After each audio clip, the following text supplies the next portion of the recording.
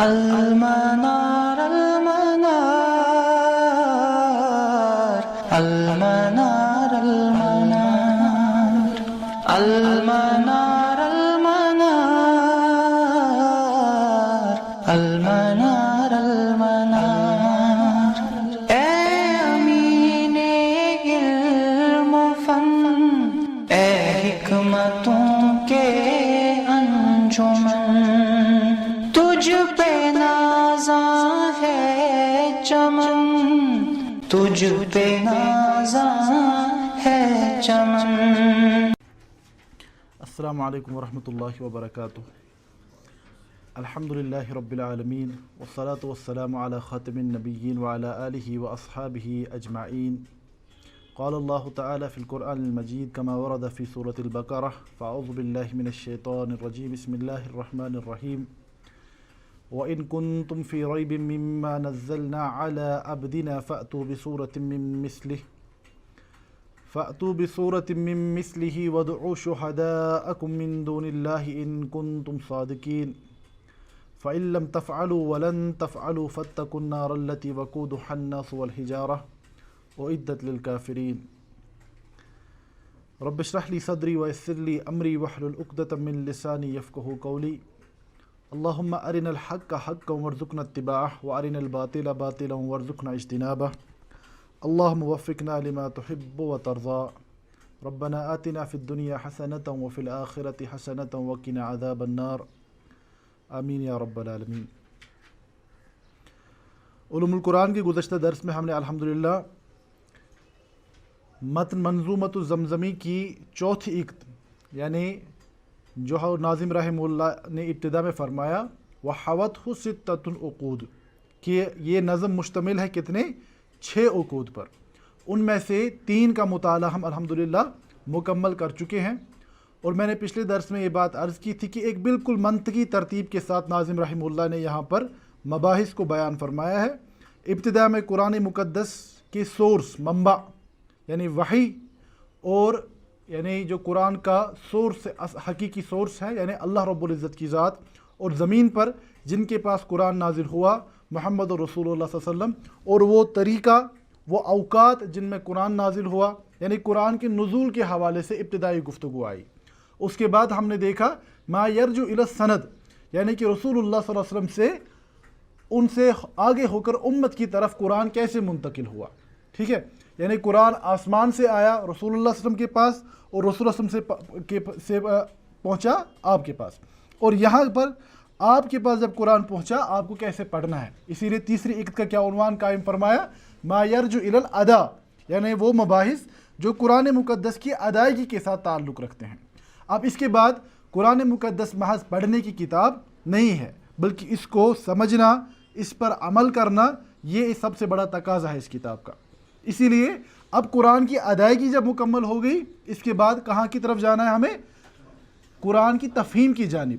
اسی لیے ناظم رحمہ اللہ نے عنوان قائم فرمایا ما یرجع الی الالفاظ، یعنی وہ مباحث جو قرآن مقدس کی الفاظ کی تفہیم کے ساتھ تعلق رکھتے ہیں۔ بات سمجھ آ رہی ہے؟ تو اس اعتبار سے ہمیں یہ بات یاد رکھنی ہے کہ سب سے پہلی بات، یعنی کسی بھی زبان کو سمجھنے کے لیے مختلف چیزیں ہمیں چاہیے، ٹھیک ہے؟ اس زبان کے مختلف اسالیب کا علم ہونا آپ کے پاس، کہ کب کیسے الفاظ استعمال کیے جاتے ہیں، وہ بہت زیادہ اہم ہے۔ لیکن اس سے پہلے الفاظ کی فی نفس ہی پہچان، کہ آپ الفاظ کو سمجھ پائیں، ٹھیک ہے؟ اگر آپ لفظ کو ہی نہیں سمجھ پاتے تو سیاق و سباق یا کس اسلوب میں لفظ استعمال ہو رہا ہے، مجازی طور ہو رہا ہے، حقیقی طور ہو رہا ہے، وہ سب چیزیں آپ کے لیے کوئی معنی نہیں رکھیں گی جب تک کہ آپ لفظ کی حقیقت کو نہ سمجھ پائیں۔ بات سمجھ آ رہی ہے؟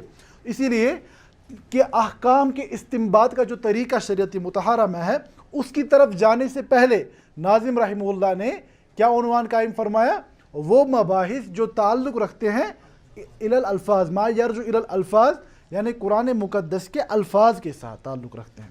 تو یہاں پر اگر آپ کو یاد ہو، مختصر میں یہ عرض کروں کہ ہم نے پچھلے درس میں یہ بات عرض کی تھی کہ قرآن مقدس کی تفسیر، انٹرپریٹیشن کا جہاں تک تعلق ہے، تو اس کے حوالے سے ہمارے پاس 2 سب سے زیادہ اہم ترین ذرائع ہیں۔ سب سے پہلے قرآن کی تفسیر کے حوالے سے جو ہمارا بنیادی ماخذ ہے وہ ہے لغت العرب، یا لسان العرب حقیقی لفظ استعمال ہوگا. میں نے پچھلے درس میں عرض کیا تھا اور اس کی وضاحت انشاءاللہ ہوگی کہ لغت العرب سے زیادہ فصیح ہے لسان العرب، کیونکہ لغہ صرف زبان الفاظ معنی کو بھی کہا جا سکتا ہے، لیکن لسان صرف الفاظ معنی پر مشتمل نہیں ہے.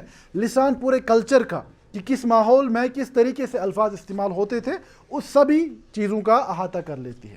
تو سب سے پہلے ہمارے پاس یعنی قرآن مقدس کی تفسیر کے حوالے سے لسانیات کے مباحث کو سمجھنا اہم ہے. یعنی لسان العرب کیسے قرآن مقدس کے الفاظ کی تشریح کرتی ہے وہ سب سے اہم ہے. تو یہ والی عقد جو ہے یعنی کون سی چوتھی عقد، اس میں سارے مباحث کس کے ساتھ متعلق ہیں؟ قرآن مقدس کی تفسیر لغت کے ذریعے. بات سمجھ آ رہی ہے؟ تو اس کے بعد جو اگلی یعنی بحث ہے وہ ہم نے عرض کیا تھا کہ قرآن کی تفسیر کا جو سب سے مستند ترین ماخذ ہے وہ ہے سنت مطہرہ، یعنی قرآن کی تفسیر بیان کرتی ہے سنت. ٹھیک ہے، تو سنت کی حجیت کے حوالے سے یہاں پر الحمدللہ المنار میں کافی یعنی کلام ہو چکا ہے، چاہے پھر وہ آپ کی اصول حدیث کی مختلف کلاسز ہوں یا اس کے علاوہ شیخ شعیب ابن مختار حفظہ اللہ نے جو لیکچر دیا تھا یہاں پر وہ بھی ہمارے یوٹیوب چینل پر موجود ہے، تو آپ وہ سب چیزیں دیکھ سکتے ہیں تفصیل سے. تو سنت مطہرہ بلا شک و شبہ قرآن کی تفسیر کا سب سے زیادہ یعنی قابل اعتماد ذریعہ ہے. تو سنت کے ذریعے سے کیسے قرآن کی تفسیر ہوتی ہے اس کی طرف ہم 5ویں عقد میں آئیں گے. بات سمجھ آ رہی ہے؟ تو فی الحال ہمارا موضوع آج کے درس میں اور آنے والے چند دروس میں کیا ہوگا؟ تفسیر القرآن بلسان العربی المبین، یعنی قرآن مقدس کی تفسیر عربی لغت کے مختلف یعنی مباحث کے ذریعے. تو سب سے پہلی بحث جس کا ناظم رحمہ اللہ نے یہاں پر بیان فرمایا، تو عنوان کیا قائم فرمایا اس عقد کا؟ ما یرجع الی الالفاظ، یعنی یہ بحث یہ عقد جو ہے اس میں وہ مباحث بیان کیے جائیں گے جن کا تعلق کس کے ساتھ ہے؟ الفاظ کے ساتھ. وہی السبعہ، اور یہ کتنے مباحث ہیں؟ 7 مباحث. الاول والثانی، پہلا اور دوسرا، یعنی پہلی اور دوسری قسم کیا ہے؟ الغریب والمعرب، غریب اور غریب سے کیا مراد ہے، معرب سے کیا مراد ہے، انشاءاللہ اس کی طرف میں آؤں گا.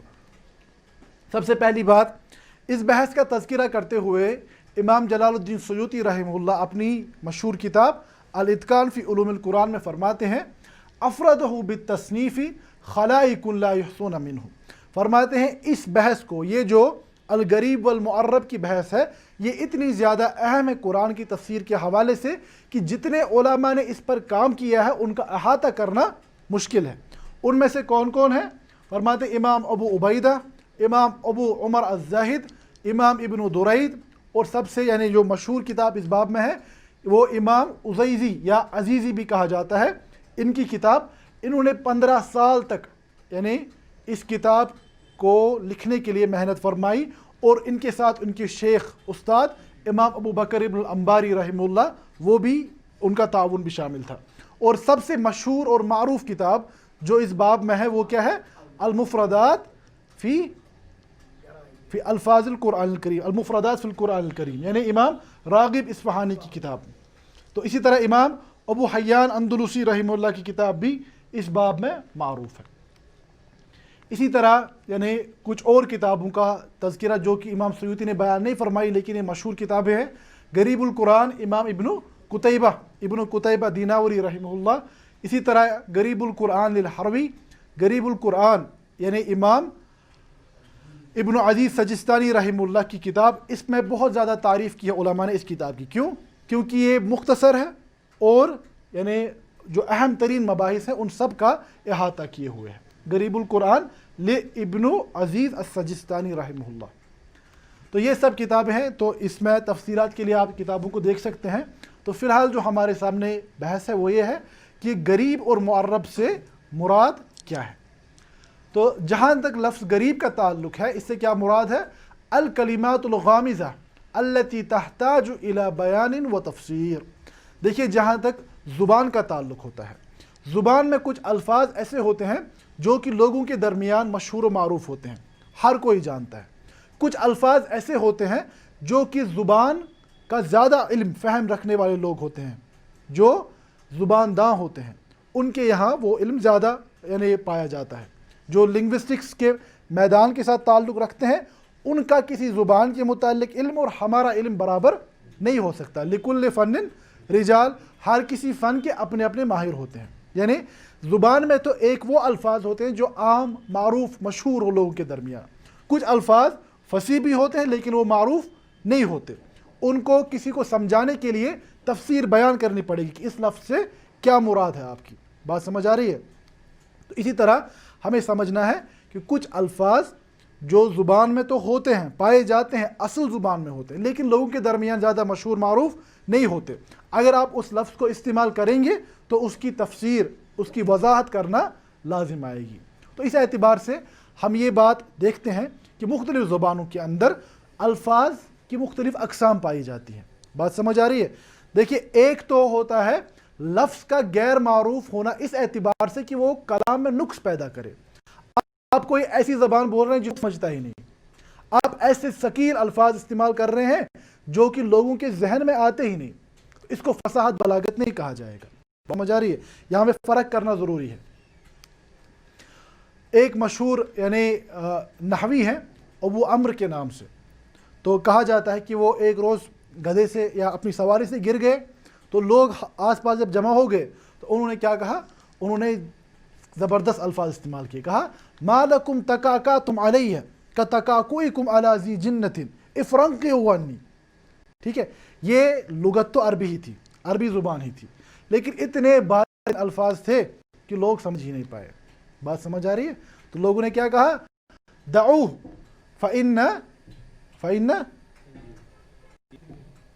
فإن شیطانہ یتکلم بالحندیہ. لوگوں نے کہا کہ اسے چھوڑ دو، اس کو یعنی شیطان سوار ہو گیا. جن سامت کوشر، شیطان سوار ہو گیا، اس کو چھوڑ دو کیونکہ اس کا شیطان ہندی میں بات کر رہا ہے. یعنی بات سمجھ آئی؟ اس نے کیا کہا؟ ما لکم تکاکاتم علیہ. یہ الفاظ تو تھے لیکن یعنی عام استعمال نہیں تھے. اس کے ان الفاظ کو سمجھنے کے لیے لوگوں کے درمیان یعنی وحشت لوگوں کو پیدا ہوگی، کیا بول رہا ہے سمجھ نہیں آ رہی. ایک تو ہوتا ہے وہ الفاظ جو لوگوں میں معروف ہی نہ ہو، زبان میں معروف ہی نہ ہو. دوسرے وہ ہوتے ہیں وہ زبان میں تو معروف ہوتے ہیں، جاننے والوں کے درمیان معروف ہوتے ہیں، لیکن لوگوں میں عام نہیں ہوتے. وہ بات سمجھ آ رہی ہے؟ تو جہاں تک غریب الفاظ کا تعلق ہے، یہ وہ کلمات ہیں جو زبان میں تو پائے جاتے ہیں، فصاحت سے بھی ان کا تعلق ہوتا ہے، لیکن لوگوں کے درمیان جب آپ استعمال کریں گے تو وہاں پر تفسیر اور وضاحت کی یعنی احتیاج پائی جائے گی. تو یہاں پر کہ ایک بات یعنی لغت قرآن کے حوالے سے مشہور آتی ہے، وہ امام سیوطی رحمہ اللہ نے الاتقان میں بیان فرمایا، مسائل نافع ابن ازرق. مسائل، اس کو عنوان کو یاد رکھیں اور کتابوں میں دیکھیں جا کر انشاءاللہ. مسائل نافع ابن ازرق. نافع ابن ازرق وہ خوارج کے سردار تھے، یعنی سب سے پہلے وہ سیدنا علی رضی اللہ عنہ کے لشکر میں شامل تھے اور تحکیم کے بعد وہ خوارج میں. نافع ابن ازرق، تو یہ نافع ابن ازرق، ان سے کہا گیا کہ عبداللہ ابن عباس رضی اللہ عنہما وہ قرآن کی تفسیر میں بہت درک رکھتے ہیں، مشہور ہیں. تو اس نے کہا کہ چلو ہم دیکھتے ہیں کہ یہ کیا قرآن کو جانتا ہے، قرآن کی تفسیر کرنے کے لیے کون بیٹھ گیا. تو اس کے بعد نافع ابن ازرق اپنے کچھ ساتھیوں کے ساتھ سیدنا عبداللہ ابن عباس رضی اللہ عنہ کے پاس گئے اور پوچھا، اے عبداللہ ابن عباس، آپ قرآن کی تفسیر بیان کرتے ہیں، تو یہ لفظ تقریباً 200 الفاظ کے بارے میں پوچھا، 200، اور امام سیوطی نے الاتقان میں تقریباً 190 کا تذکرہ کیا ہے. تو فرمایا تم تو کہتے ہو کہ میں قرآن کو جانتا ہوں، یہ جو لفظ ہے قرآن میں آیا ہے کیا یہ عربی لفظ ہے کہ نہیں؟ سیدنا عبداللہ ابن عباس سے فرمایا ہاں ہے. تو کہا کیا عرب اس لفظ جانتے تھے؟ عرب جانتے تھے اس لفظ کو؟ تو سیدنا عبداللہ ابن عباس نے فرمایا ہاں جانتے تھے. فرمایا اپنی دلیل پیش کرو. تو سیدنا عبداللہ ابن عباس نے جاہلی عرب شاعری سے ثبوت پیش کیا. دیکھو عربوں کے یہاں یہ لفظ معروف تھا، وہ لفظ پیش کرتا تھا. سیدنا عبداللہ ابن عباس شعر کے ذریعے سے ثابت کرتے تھے کہ یہ لفظ عربوں کے یہاں معروف تھا. تو بات سمجھ آ رہی کہ یہاں پر کہ الفاظ جو استعمال ہوئے وہ عربوں کے یہاں پائے جاتے تھے لیکن لوگوں میں یعنی عام لوگوں میں معروف نہیں ہوا کرتے تھے. بات سمجھ آ رہی؟ تو غریب وہ الفاظ ہیں جو عربی لغت کے ہی الفاظ ہیں لیکن عام یا مشہور نہ ہونے کی وجہ سے وہ وضاحت کی. دوسرے جو الفاظ ہیں جنہیں کہا جاتا ہے معرب، ٹھیک ہے، جنہیں عربی بنایا گیا ہو. ٹھیک ہے، جب ہم عرب قبائل کا تذکرہ کرتے ہیں تو ہم عربوں کو تقسیم کرتے ہیں پہلے 2 حصوں میں. ایک جنہیں کہا جاتا ہے عرب بعیدہ، دوسرے ہیں جنہیں کہا جاتا ہے عرب باقیہ۔ بعیدہ کون سے عرب ہیں؟ عاد، سمود، یعنی جو ختم ہو گئے، فبعدا لقوم عاد، یعنی قوم عاد، قوم سمود، شعیب علیہ السلام کی قوم جو ختم ہو گئے۔ اس کے بعد باقیہ، جو عرب باقی رہ گئے، انہیں پھر دو اور حصوں میں تقسیم کیا جاتا ہے، ایک عرب عاربہ اور دوسرے عرب مستعربہ۔ بات سمجھ آ رہی ہے؟ عرب عاربہ وہ ہیں جو اصلی عرب ہیں، نسلاً عرب ہیں، قحطانی جنہیں کہا جاتا ہے، یمن کے رہنے والے۔ دوسرے ہیں مستعربہ، یعنی جو حقیقتاً عرب تو نہیں تھے، انہوں نے عربی علاقوں میں ہجرت کی اور عرب کے ماحول میں اس اعتبار سے گل مل گئے کہ وہ بھی عرب ہی بن گئے، جنہیں عدنانی عرب کہا جاتا ہے۔ تو بہرحال وہاں کی طرف نہیں جانا۔ معرب الفاظ کا جہاں تک تعلق ہے، یہ وہ الفاظ ہیں جو بنیادی طور پر عربی لغت کے الفاظ نہیں ہیں، تو انہیں کسی دوسری زبان سے لیا گیا عربی زبان میں، اور عربوں نے انہیں اس طریقے سے استعمال کرنا شروع کر دیا کہ یہ بھی عربی الفاظ کی قبیل سے ہی شمار ہونے لگے۔ مثال کے طور پر ایک چھوٹی سی مثال میں دوں، ہم کشمیری میں کہتے ہیں بسکوٹ، کہتے ہیں نا، تو یہ کیا لفظ ہے اصل میں؟ یہ بسکٹ ہے، انگلش یعنی انگریزی کا لفظ ہے۔ ہم نے اسے تھوڑی کھینچتان کر دی اور اس اعتبار سے استعمال کرتے ہیں کہ لگتا ہے شاید ہماری زبان کا ہی حصہ ہے۔ بات سمجھ آ رہی ہے؟ یعنی کوئی لوگوں کے درمیان کسی دوسری زبان کا اس اعتبار سے معروف ہو جاتا ہے کہ وہ پھر اسی زبان کا حصہ سمجھا جاتا ہے۔ یعنی جو معرب الفاظ ہیں وہ کچھ ایسے الفاظ ہیں، دیکھیں اس کی تعریف، ما جاء من لغات اخرى، جو تو آئے ہیں کسی دوسری زبان سے۔ ایک اچھی چھوٹی سی کتاب ملتی ہے بازار میں، یعنی جو دروس اللغت العربیہ کے مصنف ہیں فا عبد الرحیم صاحب، تو انہی کی کتاب ہے، چھوٹی اردو میں، پردہ اٹھا دوں اگر چہرے الفاظ سے، ایسا ہی عنوان ہے۔ انہوں نے کچھ ایسے الفاظ کا تذکرہ کیا ہے جو اصل میں یعنی انگریزی یا لاطینی زبان کے الفاظ ہیں، اور پھر کیسے وہ تبدیل ہوتے ہوتے زبان میں داخل ہو گئے۔ یعنی وہ بہت خوبصورت مجموعہ ہے، وہ دیکھ سکتے ہیں بازار میں۔ تو بہرحال فرماتے ما جاء من لغات اخرى، یہ وہ الفاظ ہیں جو دوسری زبانوں سے آئے، فلاقته السنۃ العرب، تو عربوں کی زبانوں پر وہ چڑھ گئے اس اعتبار سے، وعربوه، اور وہ عربی الفاظ شمار ہونے لگے، فصار من استعمالهم، تو وہ ان کے استعمال میں یعنی شمار ہونے لگے۔ تو یہاں پر اس یعنی تعریف کو ذہن میں رکھنا ضروری ہے، کیونکہ چل کر اس کا میں دوبارہ سے تذکرہ کروں گا۔ تو غریب وہ الفاظ ہیں جو حقیقتاً عربی الفاظ ہی ہیں، لیکن مشہور نہ ہونے کی وجہ سے ان کی وضاحت تفسیر کی احتیاج ہوتی ہے۔ معرب وہ الفاظ ہیں جو کسی دوسری زبان سے آئے لیکن عربوں کے یہاں اتنے معروف ہو گئے کہ وہ اسی زبان کا حصہ سمجھے جانے لگے۔ تو دیکھیں الفاظ کا علم کیسے حاصل کیا جائے، ٹھیک ہے، ان الفاظ کی پہچان کس بنیاد پر ہمیں حاصل ہوگی؟ تو امام سیوطی رحمہ اللہ فرماتے ہیں وَعَلَى الْخَائِزِ فِي ذَلِكَ التَّثَبُّتُ وَالرُّجُوعُ إِلَى كُتُبِ أَهْلِ الْفَنِّ وَعَدَمِ الْخَوْضِ بِالظَّنِّ فَهَذِهِ الصُّحَابَةُ وَهُمُ الْعَرَبُ الْعُرَبَاءُ وَأَصْحَابُ اللُّغَةِ الْفُصْحَى وَمَنْ نَزَلَ الْقُرْآنُ عَلَيْهِمْ وَبِلُغَتِهِمْ توقفوا فی الفاظ لم یعرفوا معناها فلم یقولوا فیہا شیئا۔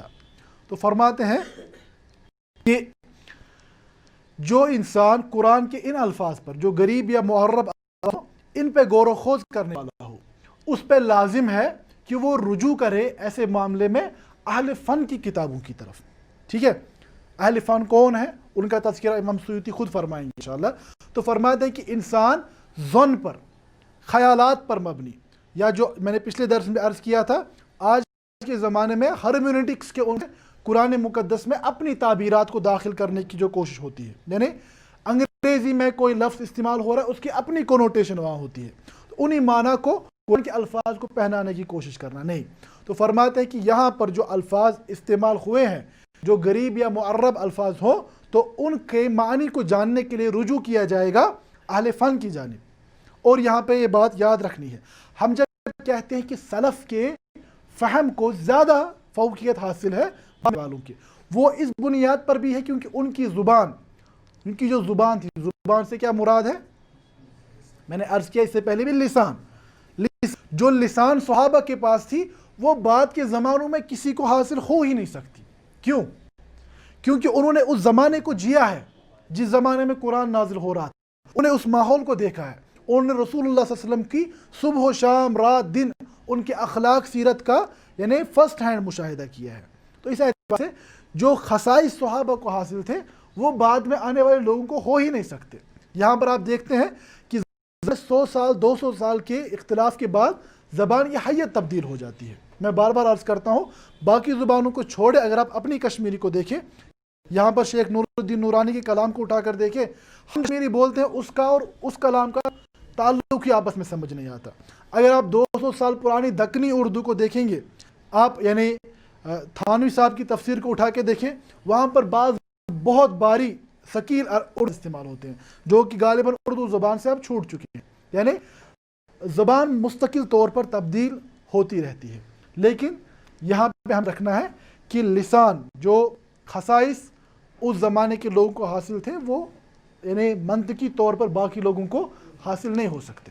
اسی لیے فرماتے ہیں کہ یہاں پہ ہمیں رجوع کرنا پڑے گا اہل فن کی کتابوں کی جانب، اور یہاں پر اپنے ظن کو یعنی خیالات کو آراء کو داخل نہ کریں۔ فرماتے کیونکہ آپ دیکھیں جہاں تک صحابہ کا تعلق تھا وہم العرب العرباء، وہ عربوں کے مشہور لوگ تھے، وہ اصحاب اللغۃ الفصحیٰ اور فصیح ترین عربی زبان کو جاننے والے تھے، ومن نزل القرآن علیہم، اور یہ وہ لوگ تھے جن پر قرآن نازل ہوا، وبلغتہم، جن کی زبان میں نازل ہوا، توقفوا، وہ ٹھہرتے تھے ایسے الفاظ پر لم یعرفوا معناہا، جس کا معنی وہ نہیں جانتے تھے، فلم یقولوا فیہا شیئا، اس میں کوئی بات اپنی طرف سے نہیں کہتے تھے۔ مثال کے طور پر امام ابو عبید نے اپنی کتاب فضائل القرآن بیان فرمایا، ابراہیم تیمی سے یہ اثر منقول ہے، فرماتے ہیں ابا بکر صدیق رضی اللہ تعالی عنہ کہ سیدنا ابو بکر صدیق رضی اللہ تعالی عنہ پوچھا گیا کہ آپ کیا فرماتے ہیں وفاکہۃ و ابا، جہاں تک فاکہۃ و ابا یہ الفاظ ہیں ان کی تفسیر میں آپ کیا فرماتے ہیں؟ تو سیدنا صدیق رضی اللہ عنہ جواب میں ای السماء تظلنی، کون سا آسمان مجھے پناہ دے گا اور کون سی زمین مجھے سہارا دے گی، ان انا قلت فی کتاب اللہ ما لا اعلم، اگر میں اللہ کی کتاب میں وہ باتیں کہنا شروع کر دوں جو میں جانتا ہی نہیں۔ یعنی اگر مجھے لفظ کا صحیح علم معلوم نہیں ہے، اگر میرے پاس یعنی صحیح سند سے اس کے معنی معلوم نہیں ہے تو میں بات نہیں کروں گا، کیونکہ اللہ کی کتاب میں یعنی بغیر علم کے اللہ پر باتیں گڑھنا یہ ایک بہت بڑا جرم ہے۔ اسی طرح سیدنا انس رضی اللہ تعالیٰ عنہ فرماتے ہیں کہ سیدنا عمر ابن الخطاب رضی اللہ تعالیٰ عنہ ممبر پر تشریف لائے اور اسی آیت کی تلاوت فرمائی وفاکہۃ و ابا کی یہ آیت تلاوت فرمائی، پھر فرمایا فقال هذه الفاکہہ قد عرفناها، فرماتے ہیں کہ لوگوں ہم جانتے ہیں کہ فاکہہ سے کیا مراد ہے، فمل اب، بس اب سے کیا مراد ہے، فمل ابا، ابا کا جہاں تک تعلق ہے یہ پتہ ہے کہ پودے کا ہی نام ہے، اب کون سا پودا خاصتاً خاص طور پر مراد ہے تو اس پر غور خوض۔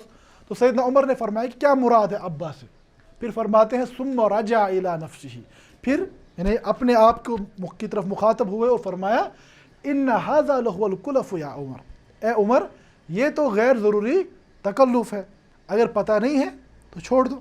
تو یعنی یہاں پہ ایک بات ذہن میں رکھیں، ان الفاظ کے ذریعے سے جو ہمارے یعنی ماڈرنسٹ طبقہ جو ہے وہ کیا کوشش کرتے ہیں، وہ یہ بات سمجھاتے ہیں کہ دیکھو تم لوگ تو کہتے ہو کہ اللہ کے نبی صلی اللہ علیہ وسلم نے قرآن کے الفاظ کے ساتھ ساتھ قرآن کے معنی بھی سکھائے، لیکن صحابہ کو تو قرآن کے الفاظ کے معنی ہی معلوم نہیں ہے، اسی لیے ہمارے زمانے میں ممکن ہے کہ ہم خود تشریح کرنا شروع کر دیں، جو بات صحابہ نہیں سمجھ پائے ہم اسے سمجھیں۔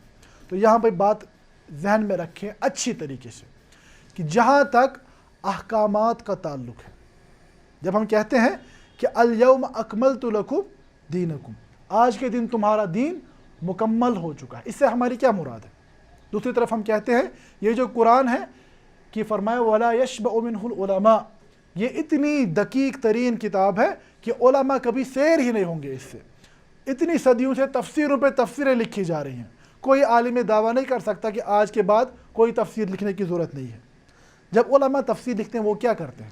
جو ہم کہتے ہیں کہ دین مکمل ہو چکا ہے، ہم یہ نہیں کہتے کہ قرآن سے اب کوئی یعنی نیا فہم اخذ نہیں ہو سکتا، کوئی نئی یعنی اللہ رب العزت کی نشانی سامنے نہیں آ سکتی، نہیں، یہ مراد اس سے مراد ہے کہ جہاں تک احکامات کا تعلق ہے جو رب العزت نے نازل فرمائی وہ مکمل ہو چکی، اب کسی انسان کے اختیار میں نہیں ہے کہ وہ اپنی طرف سے دین میں کوئی حذف و اضافہ کرے۔ بات سمجھ آ رہی ہے؟ یہ ماڈرنسٹ دھوکہ دینے کی کوشش کرتے ہیں کہ دیکھو صحابہ کو تو ان الفاظ کا معنی معلوم نہیں تھا، اب ہم الفاظ کی مزید تحقیق کریں گے اور احکامات بھی تبدیل ہو جائیں گے۔ حجاب کا معنی انہیں معلوم نہیں تھا، ہم بتائیں گے حجاب کیا ہے۔ اسی طرح کلالہ کا معنی صحابہ کو معلوم نہیں تھا، ہمیں معلوم ہے کیا مراد ہے۔ اس طریقے سے تبدیل کرو، یہ صرف یعنی شیطان کے وساوس ہیں اور کچھ نہیں۔ یہاں پہ سمجھنا ہے کہ جب ہم کہتے ہیں کہ الفاظ، بعض الفاظ ان کا احکامات سے کوئی تعلق نہیں ہے، جہاں تک احکامات کی بات ہے تو رسول اللہ صلی اللہ علیہ وسلم نے مستقل طور پر ان کی وضاحت فرمائی ہے۔ تو بہرحال یہ دیکھیے ایک آخری اثر اس معنی میں، سیدنا مجاہد ابن جبر رحمۃ اللہ تعالیٰ علیہ، یہ کون تھے؟ ان کا تذکرہ بار بار آ چکا ہے۔ سیدنا عبداللہ ابن عباس رضی اللہ عنہ کے مشہور جو دو شاگرد ہیں، سیدنا اکرمہ اور مجاہد ابن جبر رحمہ اللہ، یعنی قرآن کی تفسیر کے حوالے سے جو سند عبداللہ ابن عباس رضی اللہ عنہما سے ہو کر آتی ہے، اس کے بنیادی دو یہی راوی ہیں، امام اکرمہ اور امام مجاہد ابن جبر رحمہ اللہ۔ تو فرماتے ہیں کنت لا ادری، سیدنا عبداللہ ابن عباس فرماتے ہیں کہ میں نہیں جانتا تھا ما فاطر السماوات، کہ فاطر السماوات سے کیا مراد، سماوات تو پتہ ہے، فاطر کے معنی مجھے معلوم نہیں تھے۔ حتی اتانی اعرابیان، یہاں تک کہ میرے پاس یعنی گزرے میرے سامنے سے دو اعرابی گزرے، دیہاتی لوگ، یختصمان، جو آپس میں جھگڑ رہے تھے، فی بئر، ایک کنویں کے بارے میں۔ فقال احدہما، فرماتے ان میں سے ایک نے کیا کہا، انا فطرتها، فرماتے ہیں انا فطرتها یقول انا ابتدأتها، یعنی وہ عربی کہنے لگا انا فطرتها، یعنی اس کنویں کو میں نے کھودا ہے، اس کو شروع میں نے کیا، یہ میرے بنائی ہوئی چیز ہے۔ تو اس سے مجھے سمجھ آیا اس سے مراد ہے فاطر، سے مراد ہے بنانے والا۔ تو یہاں پہ دیکھیں یہ لسان ہے، لسان، یہ الفاظ معنی نہیں ہے۔ اس نے کیسے لفظ کو استعمال کیا، انا فطرتها، یہ یہاں پر عربوں نے کس کانٹیکسٹ میں کس طریقے پر استعمال کیا، اسی کو ہم کہتے ہیں لسان العربی، ٹھیک ہے، لغت العربی نہیں۔ تو بہرحال جو بات یہاں کہنی مراد ہے وہ یہ ہے کہ قرآن کے الفاظ میں انسان اپنی خواہشات کی پر مبنی بات نہ کرے جب تک کہ آپ کے پاس دلیل واضح نہ ہو۔ تو امام سیوطی مزید وضاحت کرتے ہوئے فرماتے ہیں معرفت هذا الفن للمفسر ضروریت کما سیاتی فی شروط المفسر، فرماتے اس فن کا جاننا، کس فن کا؟ قرآن کے غریب اور معرب الفاظ کا علم ہونا ایک مفسر کی شروط میں سے ہے، اس کے پاس علم ہونا چاہیے۔ فرماتے امام سیوطی قال فی البرہان، برہان میں کہا گیا، برہان سے کیا مراد ہے؟ البرہان فی علوم القرآن، کن کی کتاب؟ بدر الدین زرکشی رحمہ اللہ کی۔ فرماتے ہیں امام بدر الدین زرکشی رحمہ اللہ فرماتے ہیں وَيَحْتَاجُ الْكَاشِفُ عَنْ ذَلِكَ، یعنی جو ان غریب معرب الفاظ سے پردہ اٹھانے والا ہو، یعنی مفسر ہو، اس کے لیے ضروری ہے معرفت علم اللغت اسماعا و افعالا و حروفا، کہ وہ جانتا ہو لغت کو، اسماء کا علم، افعال کا علم، حروف کا علم۔ فالحروف لقلتها تکلم النحات علی معانیها، فرماتے ہیں حروف چونکہ کم ہے، کتنے ہیں؟ 17 ہے نا؟ شک ہو رہا ہے۔ تو بہرحال فرماتے ہیں جہاں تک حروف کا تعلق، کیونکہ ان کی تعداد کم ہے، تو نحات نے جو نحوی علماء ہیں ان کی معنی پر بھی بات کی ہے۔ فَيُؤْخَذُ ذَلِكَ مِن كُتُبِهِمْ، فرماتے ہیں پس حروف کے معنی جو ہیں وہ نحات کی کتابوں سے لیے جائیں گے۔ وَأَمَّا الْأَسْمَاءُ وَالْأَفْعَالِ، جہاں تک اسماء اور افعال کا تعلق ہے، فَتَأْخُذُ مِن كُتُبِ علم اللغة، وہ لغات کی یعنی کتابوں سے لی جائے گی۔ وَمِنْهَا، اس میں سے کون کون ہے؟ التہذیب امام ازہری کی، والمحکم لابن السیدہ، والجامع لقزاز، والصحاح جو مشہور ترین کتاب ہے، الصحاح امام جوہری رحمہ اللہ کی، والبارع للفارابی، ومجمع البحرین للساغانی، یہ سب معروف کتابیں ہیں۔ اسی طرح جو افعال کا جہاں تک تعلق ہے، تو افعال میں کون کون معروف کتاب؟ کتاب ابن القوتیہ، امام ابن القوتیہ رحمہ اللہ، یہ مسلم اندلس جسے آپ کیا کہتے ہیں؟ اسپین وہاں کے مشہور ترین عالم تھے، یعنی جہاں جو اموی سلطنت بنی تھی کہاں؟ اسپین میں، عبد الرحمن الداخل کے ذریعے سے. تو اس زمانے کے مشہور ترین یعنی عالم امام ابن قوطیہ رحمہ اللہ تھے. انہوں نے افعال پر مبنی کتاب لکھی. اسی طرح امام ابن الطریف نے اور امام ساراکوستی. یہ ساراکوستی سے کیا مراد ہے؟ یہ بھی اسپین کا شہر ہے، ساراگوسا جسے کہا جاتا ہے، ٹھیک ہے. تو فرماتے ومن اجمعیہا کتاب ابن القطع، یہ سب کتابیں ان کا تذکرہ امام سیوطی نے فرمایا ہے، ان کو انسان دیکھ سکتا ہے. تو اس کے بعد فرماتے یہ سب کتابیں ذکر کرنے کے بعد امام سیوطی کا اپنا قول فرماتے قلت، میں کہتا ہوں وَأَوْلَى مَا يُرْجَعُ إِلَيْهِ فِي ذَلِكَ، یعنی سب سے زیادہ بہتر جو اس معاملے میں رجوع کرنے کے لائق جو چیز ہے وہ کیا ہے؟ ما ثبت عن ابن عباس و اصحابہ، جو ثابت شدہ ہو ہمارے پاس سیدنا عبداللہ ابن عباس اور ان کے اصحاب سے، الآخذین عنہ، جنہوں نے ان سے علم لیا. فإنه ورد عنهم ما يستوعب تفسیر غریب القرآن بالاسانید الثابتۃ الصحیحہ. فرما جو ان سے معروف ہے وہ غریب القرآن تفسیر کے ذریعے سے صحیح اسناد کے ذریعے ہمارے پاس موجود ہے. اسی لیے آپ دیکھیں گے جہاں تک ان الفاظ کا تعلق ہے، اگر آپ صحیح بخاری کو دیکھیں گے، صحیح بخاری کی جو یعنی باب تفسیر القرآن، قرآن کی تفسیر کے حوالے سے بات کی گئی، وہاں پر یعنی ترتیب کیسے دی گئی؟ سورتوں کے ذریعے سے. اب دیکھیں گے البقرہ، آل عمران، اس طرح النساء. امام بخاری رحمہ اللہ انہی الفاظ کا تذکرہ کریں گے، یعنی اس یؤمنون سے کیا مراد ہے. اس کے بعد فرماتے ہیں عبداللہ ابن عباس نے کیا کہا، مجاہد ابن جبر سے کیا منقول ہے، سیدنا اکرمہ سے کیا منقول ہے. تو آپ دیکھیں بخاری شریف کو کھول کے دیکھیں، وہاں پر الفاظ کا تذکرہ ملے گا. وہاں پر تفسیر تو نہیں ملتی، پوری ملتی ہے تفسیر. بخاری میں قرآن کی پوری تفسیر موجود نہیں ہے، کچھ الفاظ کے معنی کا تذکرہ ہے. وہ یہی ہیں اکثر بیشتر جو غریب یا معرب الفاظ ہیں ان کے کیا معنی صحابہ سے منقول ہوئے ہیں اس کا تذکرہ فرمایا. ایک دو کتابوں میں اس طریقے سے یعنی سورتوں کے بعد تذکرہ ہوتا ہے. دوسرا طریقہ جو علماء کا ہے وہ یعنی حروف التہجی کے اعتبار ڈکشنری کے سٹائل میں، جیسے امام راغب اصفہانی کی یعنی کیا ہے غریب فی الفاظ القرآن، نام مجھے صحیح ذہن میں نہیں آ رہا ہے. تو اس میں امام راغب اصفہانی نے حروف تہجی کے اعتبار سے یعنی الفاظ کو جمع کیا ہے. تو بہرحال فرماتے ہیں ان الفاظ کو جاننے کی جو سب سے اہم سبیل ہے وہ سیدنا عبداللہ ابن عباس اور ان کے شاگردوں سے مروی وضاحتیں ہیں. تو اس بحث میں جو آخری اور اہم بحث ہے، دیکھیے میں نے بات کیا عرض کی، ایک تو ہے غریب الفاظ، ٹھیک ہے. غریب الفاظ دیکھیں فاطر السماوات کے ذریعے سیدنا عبداللہ ابن عباس نے فرمایا میں نہیں جانتا تھا اس کی کیا معنی ہے، لیکن اس کا مطلب یہ نہیں تھا کہ کوئی نہیں جانتا ہے. بات سمجھ آ رہی ہے؟ وہ نہیں جانتے تھے، لیکن ایک بدو، ایک جاہل بدوی وہ جانتا تھا، اس نے استعمال بھی کیا، انا فاتر ہوں، میں اس کنویں کا بنانے والا ہوں. بات سمجھ آ رہی ہے؟ اس اعتبار سے لغت کے ہی لفظ تھے لیکن معروف نہیں تھے. بات سمجھ آ رہی؟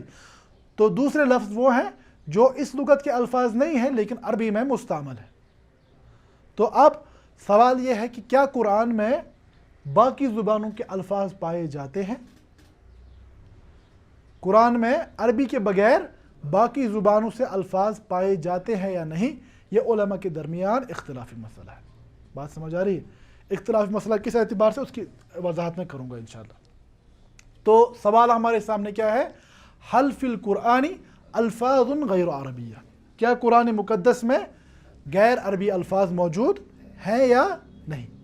تو یہاں پہ ناظم رحمہ اللہ نے تیسرے شعر میں اسی کی طرف تذکرہ کیا ہے، اس کی طرف ہم انشاءاللہ آئیں گے. تو جہاں تک اس سوال کا تعلق ہے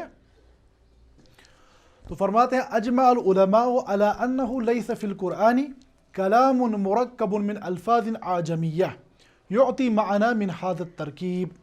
تو فرماتے ہیں کہ علماء کا اس بات پر اجماع ہے کہ قرآن کی کوئی عبارت ایسی نہیں ہے جو کہ عجمی الفاظ پر مشتمل ہو، جس کے معنی پورے انہی الفاظ سے آتے ہوں. بات سمجھ آ رہی ہے؟ ایک ہوتا ہے الفاظ کا الگ الگ استعمال لیکن عبارت مختلف. بات سمجھ آئی؟ کبھی ہم بات کر رہے ہوتے ہیں کشمیری میں، بیچ میں کوئی لفظ اردو کا یا انگریزی کا داخل کر دیا، ایک تو یہ طریقہ ہے. دوسرا طریقہ یہ ہے کہ میں پوری بات ہی انگریزی یا اردو میں کر رہا ہوں. تو تو فرماتے ہیں اس بات پر علماء کا اجماع ہے کہ قرآن میں کوئی ایسی ترکیب موجود نہیں ہے جو کہ مکمل عجمی الفاظ پر مشتمل ہو۔ وَأَجْمَعُوا عَلَىٰ أَنَّ فِي الْقُرْآنِ اسماء اعلاما اعجمیہ، اسی طرح علماء اس بات پر بھی متفق ہیں کہ بعض عجمی اسما، اس کتاب کا بھی آخری باب آئے گا، یعنی ہماری متن کا جو وہاں پر اسماء اور کنیت کے حوالے سے بات ہوگی، تو فرماتے ہیں کہ اس پر بھی علماء کا اجماع ہے کہ بعض جو اس میں علم ہے، اس میں علم سمجھتے ہیں نا، جو اعلام ہیں وہ یعنی عجمی اعلام استعمال ہوئے ہیں۔ مثال کے طور پر نوح، لوط، اسرائیل، جبریل، ابراہیم، یہ عربی الفاظ، یہ عبرانی اکثر و بیشتر ان میں سے عبرانی الفاظ ہیں۔ تو فرماتے ہیں کہ اس بات پر بھی اتفاق ہے کہ بعض اس میں علم جہاں تک ان کا تعلق ہے تو عجمی اسماء استعمال ہوئے ہیں، لیکن امام قرطبی رحمہ اللہ فرماتے ہیں لا خلاف بین الائمہ، اس بات میں ائمہ کے درمیان کوئی اختلاف نہیں ہے، انہ لیس فی القرآن کلام مرکب علی اسالیب غیر العرب، کہ قرآن میں یعنی عربی لغت کے بغیر کسی اور اسلوب میں کلام موجود نہیں ہے۔ وَأَنَّ فِي الْقُرْآنِ، اور اس پر بھی اتفاق ہے کہ قرآن میں کیا ہے، اسماءً اعلاما لمن لسانہ غیر لسان العرب، کہ وہ الفاظ جو حقیقتاً غیر عربی الفاظ ہیں، جیسے کہ اسرائیل، جبریل، عمران، نوح، لوط وغیرہ، یہ الفاظ جو ہیں یہ عربی الفاظ نہیں ہیں۔ تو فرماتے ہیں وَاخْتَلَفُوا، اختلاف جو علماء کا ہے وہ کس میں ہے، حل فیہ الفاظ اعجمیۃ مفردہ، کیا ان اعلام کے علاوہ کوئی اور مفرد الفاظ قرآن میں ہے یا نہیں۔ بات سمجھ آ رہی ہے؟ ایک تو ہے اتفاق کس پر ہے، کوئی مکمل ترکیب عجمی الفاظ پر مشتمل نہیں ہے، اب الفاظ علیحدہ علیحدہ ہیں یا نہیں، اس بات پر علماء کا اختلاف ہے۔ فذهب الجمہور، تو اکثر و بیشتر علماء، جو جمہور علماء ہے وہ کہاں کی طرف گئی اس بات میں، الی عدم وجود الفاظ اعجمیۃ فی القرآن، وہ اس بات کے قائل نہیں ہیں کہ قرآن میں کوئی غیر عربی الفاظ استعمال ہوئے ہیں۔ ان کا کہنا کیا ہے کہ قرآن میں جتنے بھی مفرد الفاظ ہیں یہ سارے سوائے ان ناموں کو چھوڑ کر، تو وہ باقی سارے الفاظ کیا ہیں جو بھی وہ عربی الفاظ ہیں۔ تو اس پر اس یعنی مذہب کو اختیار کرنے والے جو ہیں اور اس میں شدت اختیار کرنے والے سیدنا امام شافعی رحمۃ اللہ تعالیٰ علیہ، اور ان کے ساتھ ساتھ امام قرطبی رحمہ اللہ بھی اس بات کے سخت منکر ہیں کہ قرآن میں غیر عربی الفاظ استعمال ہوئے ہیں۔ اور ان کی دلیل کیا ہے، وہ فرماتے ہیں کہ اللہ رب العزت نے متعدد جگہ قرآن میں فرمایا، مثال کے طور پر سورۃ الرعد آیت نمبر 37، وَكَذَلِكَ أَنزَلْنَاهُ حُكْمًا عَرَبِيًّا، فرماتے ہیں کہ قرآن یعنی عربیت یعنی عربی زبان کو قرآن کا وصف قرار دیا گیا، تو وہاں سے خارج نہیں ہو سکتا۔ اس طرح فرماتے ہیں سورۃ الشورى میں کہا گیا وَكَذَلِكَ أَوْحَيْنَا إِلَيْكَ قُرْآنًا عَرَبِيًّا، اسی طرح یعنی سورۃ الزمر میں قرآنًا عربیًّا غیر ذی عوج لعلہم یتقون۔ تو امام شافعی رحمہ اللہ اور امام طبری رحمہ اللہ، امام قرطبی رحمہ اللہ ان آیات کی بنیاد پر اس بات کے سخت منکر ہیں کہ یہ بات کہی جائے کہ قرآن میں عجمی الفاظ استعمال ہوئے ہیں۔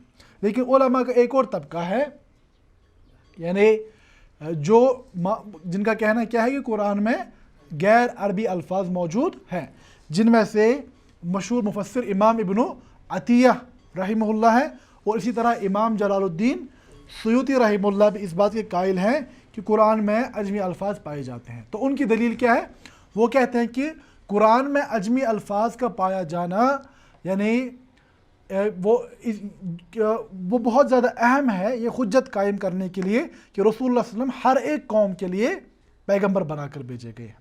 بات سمجھ آ رہی ہے؟ وہ کہتے ہیں کہ بنیادی طور پر عربی زبان میں ہی ہے، لیکن کچھ غیر عربی الفاظ کا استعمال ہونا اس بات پر دلالت کرتا ہے کہ رسول اللہ صلی اللہ علیہ وسلم جو باقی اقوام کی طرف بھی پیغمبر بنا کر بھیجے گئے تھے، اور یہ بھی کہ قرآن کا جو کہنا ہے کہ تبیانا لکل شیء، ہم نے ہر ایک چیز کی وضاحت کے لیے قرآن کو نازل فرمایا، یعنی قرآن کے علم کو اس اعتبار سے بیان کرنا کہ یہ اس احسن الخالقین کی طرف سے نازل کردہ کلام ہے جس نے ہر ایک قوم کو بنایا ہے، جس نے ہر ایک زبان کو بنایا ہے۔ تو بعض دوسری زبانوں کا استعمال ہونا اس بات کی طرف دلیل ہے کہ عجمی بعض الفاظ استعمال ہوئے ہیں. لیکن اس کا رد کرتے ہوئے یعنی امام شافعی اور باقی علماء فرماتے ہیں کہ کبھی کبھار لوگ دھوکہ کھا جاتے ہیں کہ انہیں لفظ کا پتہ نہیں ہوتا کہ یہ اصل میں کس زبان کا لفظ ہے، اسی لیے وہ اسے غیر زبان کا لفظ تصور کرتے ہیں. بات سمجھ آ رہی ہے؟ جیسے ہم نے سمجھا کہ امام سیدنا عبداللہ ابن عباس رضی اللہ عنہ کو فاتر کے لفظ معنی معلوم نہیں تھے، تو پھر انہیں معلوم ہوا کہ نہیں عربوں کے یہاں ہی مشتمل ہے. بات سمجھ آ رہی؟ تو فرماتے ہیں یعنی امام شافعی فرماتے ہیں کہ کبھی کبھار لوگوں کو لفظ معلوم نہیں ہوتا، اسی لیے وہ کسی دوسری زبان کی طرف منسوب کرتے ہیں. اور فرماتے ہیں کہ کسی زبان کا مکمل احاطہ کرنا کسی انسان کے لیے ممکن ہی نہیں ہے الا النبی، سوائے پیغمبر کو. پیغمبر کے علاوہ کسی انسان کا یہ دعویٰ کرنا کہ میں کسی زبان کو مکمل طور سبھی الفاظ کا احاطہ کر چکا ہوں ممکن نہیں ہے. تو یہ تو دو طبقے ہیں. ایک علماء کا طبقہ فرماتا ہے کہ الفاظ مکمل طور موجود نہیں ہے، تو دوسرا طبقہ فرماتے ہیں کہ موجود ہے، اور تیسرا جو بین درمیان میں طبقہ ہے یہ ان علماء کا ہے کہ جو کہتے ہیں کہ قرآن میں بعض عجمی الفاظ استعمال ہوئے ہیں. کس اعتبار سے؟ فرماتے ہیں انہا مشترکۃ بین العربی وغیرہم، کہ یہ وہ الفاظ ہیں جو عرب بھی استعمال کیا کرتے تھے اور غیر عرب بھی، یعنی یہ عربوں اور غیر عربوں کے درمیان مشترک الفاظ ہیں. اسی طرح ان کی دوسری یعنی جو دلیل یا وضاحت جو ہے وہ کہتے ہیں ان العرب استعملوها وعربوها فصارت تنسب الیہم لا باعتبار اصلها بل باعتبار استعمالها وتعریبها. فرماتے ہیں کہ عربوں نے یہ لفظ تو حقیقت میں غیر عرب لفظ تھا، لیکن عربوں نے اسے استعمال کیا اس اعتبار سے عربوها کہ انہوں نے اسے اپنی زبان کا ہی حصہ بنا لیا. ابراہیم کتنے عربوں کا نام ہے کہ نہیں؟ یہ عربی لفظ تو نہیں ہے. موسیٰ کتنے عربوں کا نام ہوگا، ہے کہ نہیں؟ ہمارے علماء میں کتنے یعنی علماء ہیں مشہور، امام موسیٰ کاظم رحمہ اللہ، یا کتنے علماء آئیں گے بعد میں بھی. موسیٰ تو نہیں عربی لفظ ہے، لیکن عربوں کے یہاں اتنا استعمال ہوتا ہے گویا کہ یہ اسی زبان کا حصہ ہے. فرماتے ہیں کہ پس یہ لفظ انہی کی طرف منسوب ہونے لگا لا باعتبار اصلہا، اپنی اصل کے اعتبار سے نہیں. اصل کے اعتبار سے تو دوسری زبان کا لفظ ہے، بلکہ عربوں کی طرف کس اعتبار سے منسوب ہوا؟ بل باعتبار استعمالہا، عربوں نے اسے کثرت سے استعمال کیا اور اسے عربی لفظ ہی بنایا. تو بات سمجھ آ رہی ہے؟ تو اس اعتبار سے ہمیں سمجھنا ہے کہ غریب سے کیا مراد ہے اور معرب سے کیا مراد ہے. تو کتاب کی طرف آئے، سلسلۃ المتون صفحہ نمبر 26.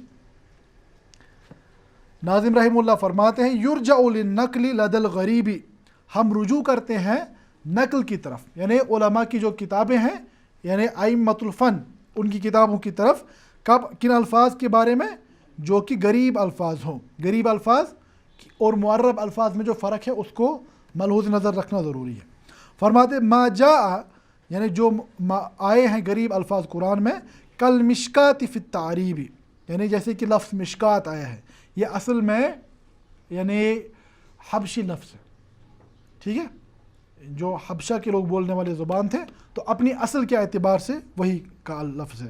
اسی طرح اواہ والسجل ثم الکفل کذالک القسطاس وهو العدل وهذه ونحوها قد انکر جمہورهم.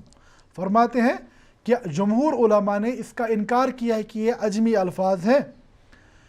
بالوفق قالوا احذرا، اب جنہوں نے موافقت کی انہوں نے حذر کے بارے میں کہا، انہوں نے کہا کہ ڈرو. ڈرنے سے کیا مراد ہے؟ اور ان الفاظ جو اس نظم میں بیان کیے گئے، جیسے مشکات کا لفظ آیا ہے یا اواہ کا لفظ آیا ہے، سجل کا لفظ آیا ہے، کفل کا لفظ آیا ہے، قسطاس کا لفظ آیا ہے، ان سبھی الفاظ کی وضاحت اور ان کے حوالے سے علماء نے کیا بات کہی ہے انشاءاللہ اس کو ہم اگلے درس میں دیکھیں گے، اور اس کے ساتھ ساتھ مجاز کی تعریف کا بھی تذکرہ اگلے درس میں ہوگا. ھذا ما عندی واللہ تعالی عالم، وصلی اللہ علی نبینا محمد وآلہ وصحبہ وسلم، وآخر دعوانا ان الحمد للہ رب العالمین. اللہ ربی واحد وأنا